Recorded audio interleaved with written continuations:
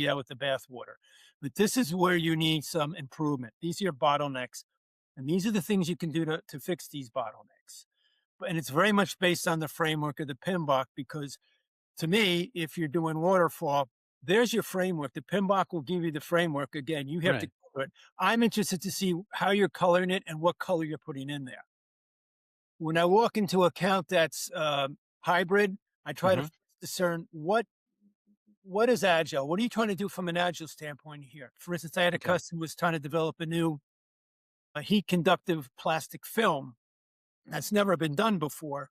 And so they were using agile for that part of it, but they were using traditional waterfall for everything else, as far as the bug.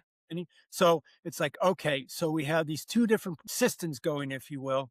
How do they connect? Where is the break? Where's the breakdown? Is it on one side or the other, or is it in the connection of those two systems? Okay. If it's an agile account or company, again, I stay very much on the agile principles and I quiz them very hard on how do you do agile planning? Do you at least have an agile, high level agile charter? Okay. Do you any way, shape, or form break down this project into user stories, features? And what do you mean a user story? User story. What's the Yeah. feature? Okay. What are the tasks to get to that feature? Well, yeah, we do, but is it on a piece of paper somewhere? Yeah. So I try to walk them through what Agile is and how the right way to use it. Okay.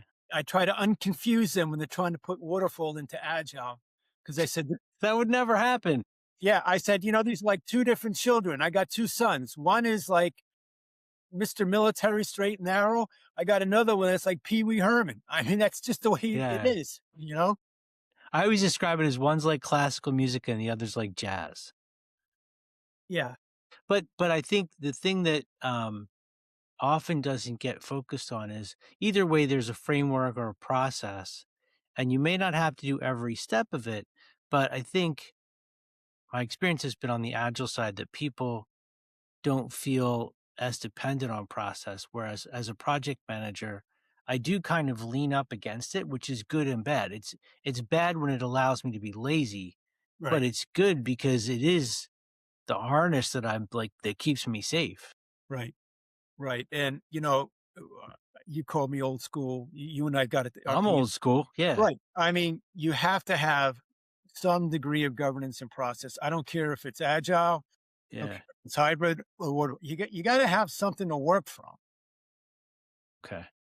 So now I want to check on this thing that I'm seeing.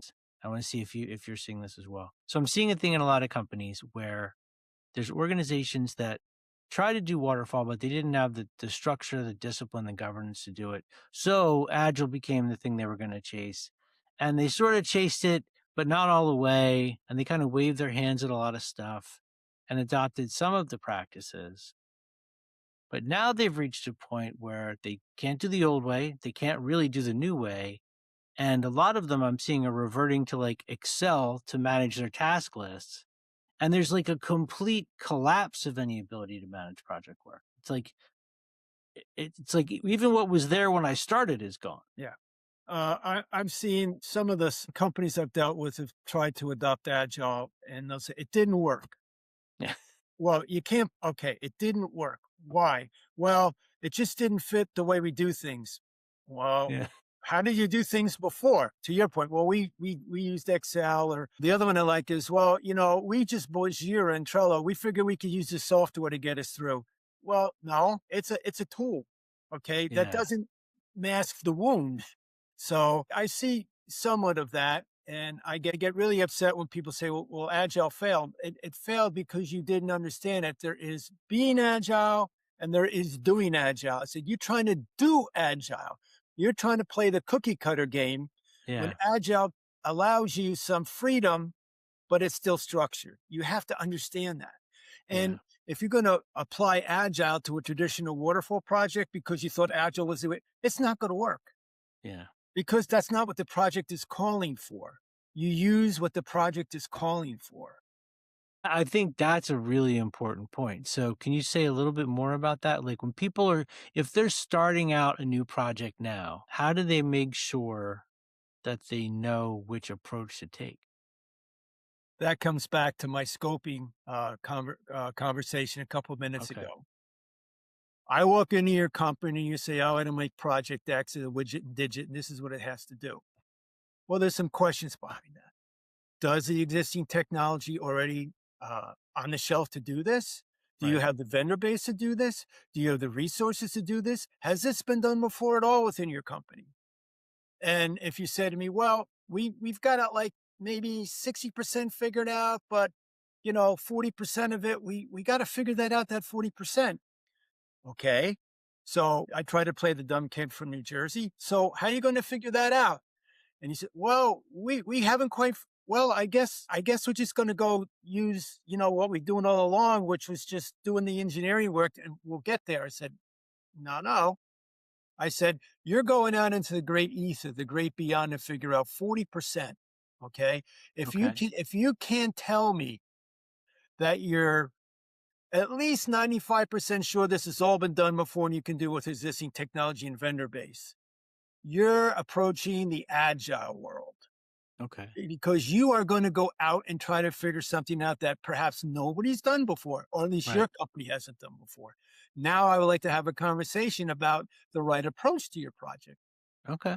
So there's a lot of hype about AI.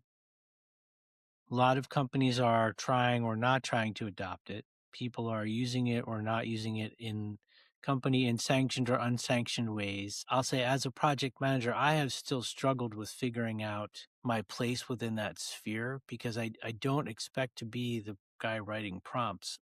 I'm wondering if you could just, for the project managers that are listening, what are you learning about AI? Like, where are you focusing yourself?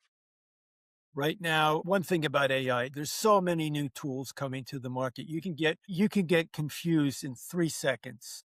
And what I have learned is just to concentrate on tools that you really need. So for instance, yes, I do use Claude. I do use Notebook LM for deep research. Okay. Yeah, I have the pretty stuff like Canva. I use Perplexity, but I use the tools for what you're trying to figure out. Okay.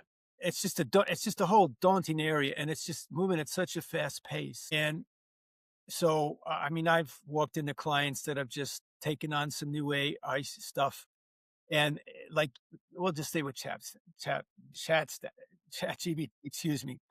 They'll just prompt in questions to try to get answers.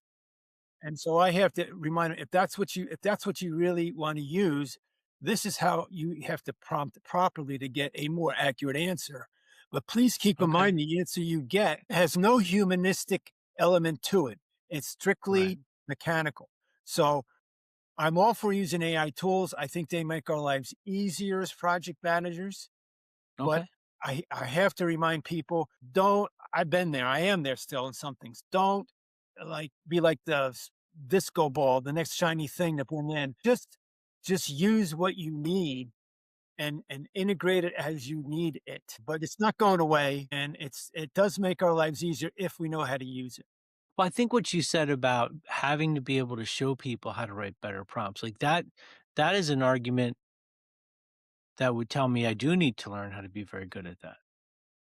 I've just sort of the whole time been like, that's it's like writing code to me. I mean, I know it's not, but it kind of the mental process to me seems similar. And I don't it's not work that I feel like is my wheelhouse. So I'd rather let somebody who wants to do it do it. It's not that hard. I mean, I've taken courses in AI prompting, and they're all the same. It's basically the quality, the integrity, and the conciseness of the prompt will give you a better quality, more concise answer. Okay. It's really not that hard. It's really not that hard. Okay. And then the other thing I see is people. I just got off an engagement last July with a company.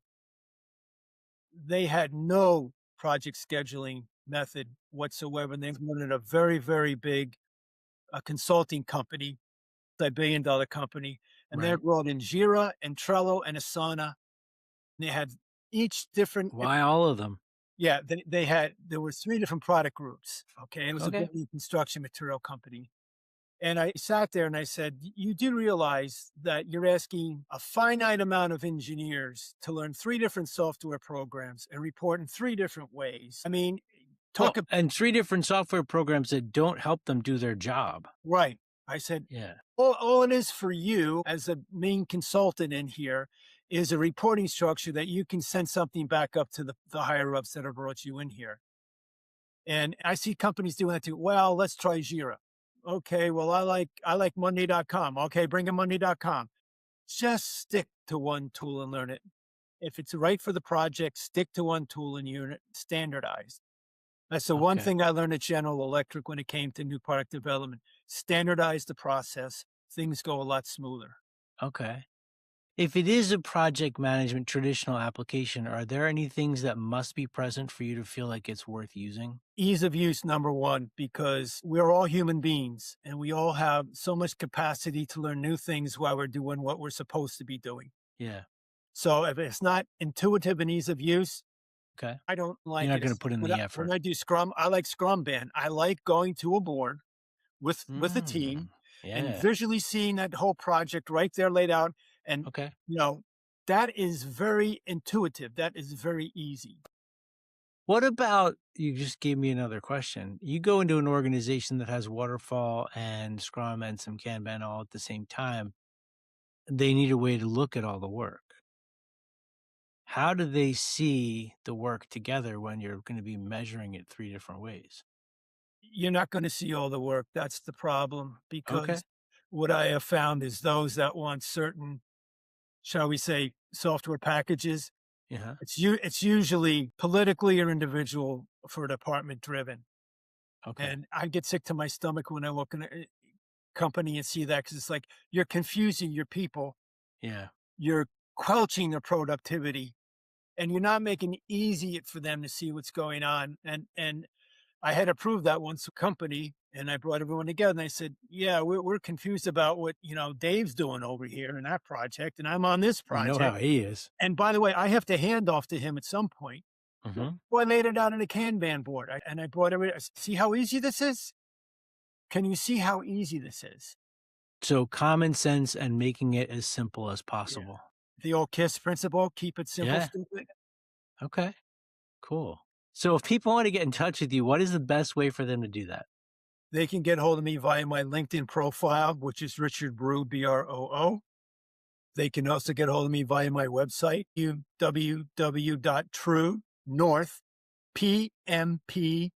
www.truenorthpmpconsulting.com.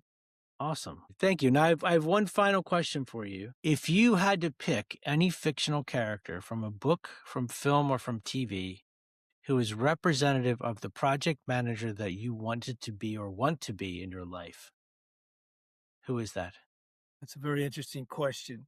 I think if we go way back when I started, it would be Clint Eastwood because Damn. that Clint guy Eastwood from what movie? that guy was by the book the whole way. Okay. You want like Dirty Harry? You want the man with no name? You want Dirt, with the monkey? I know the one where he was the Marine DI, whatever that one was, where he had to bring a Marine recruits back into line, and I Uh, forget the name, but he I just yeah, like yeah, yeah. I Was it just Heartbreak like Ridge? yeah, I think that Okay. was, but he was the epitome of me of like, man, there's a by the book, no nonsense, let's get to it. All right. Cool. And as I learned over time, a little bit of Pee Wee Herman crept into me, and I said, well, you don't have to be so rigid. A little fun. You can make it fun So too. a little fun. And I guess today, who would I pick? That would be my alter ego.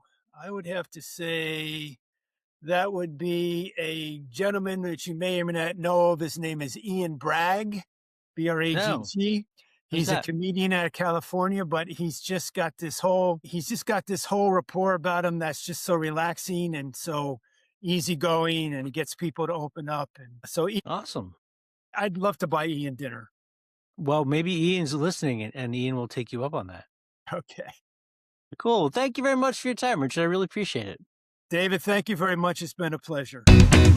If you learn to work the old way, but the new way's what you need, my job's to make that switch from old to